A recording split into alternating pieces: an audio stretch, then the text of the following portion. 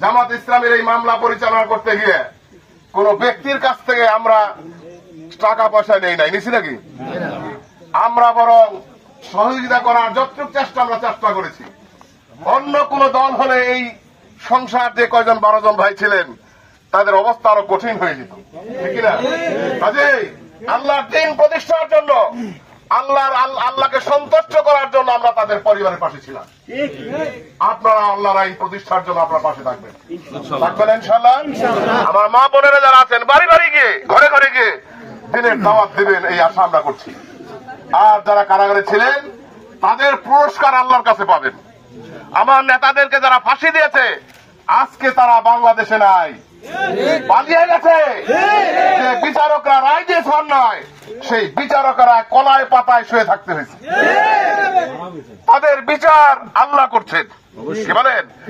যে ট্রাইব্যুনাল আমার নেতৃবৃন্দকে ফাঁসি দেওয়া হয়েছে সেই ট্রাইব্যুনাল ওদের ফাঁসি হবে ইনশাআল্লাহ। আমরা আবারও আজকের এই অনুষ্ঠানে বলতে চাই, দেশের সংস্কার হবে, সংস্কার করে যারা খুনি আছে তাদের বিচার করে, আওয়ামী লীগকে নিষিদ্ধ করে, যারা দেশের মানবতার শত্রু, মানুষকে যারা খুন করেছে, পাখির মতো খুন করেছে, হেলিকপ্টার দিয়ে খুন করেছে, তাদের বিচার করে এই ময়দানে নির্বাচন হবে এবং ইসলামী রাষ্ট্র প্রতিষ্ঠা হবে।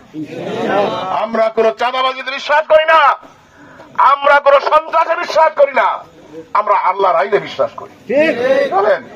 আমরা আসুন আজকের এই সংক্ষিপ্ত কথাতে এখানে শেষ করি, কারণ যারা জেল থেকে বের হয়েছে তাদেরও বাড়িতে ঢুকে একটু কথা, যত তাড়াতাড়ি কথা বলতে পারে সেটাই কল্যাণকর হবে।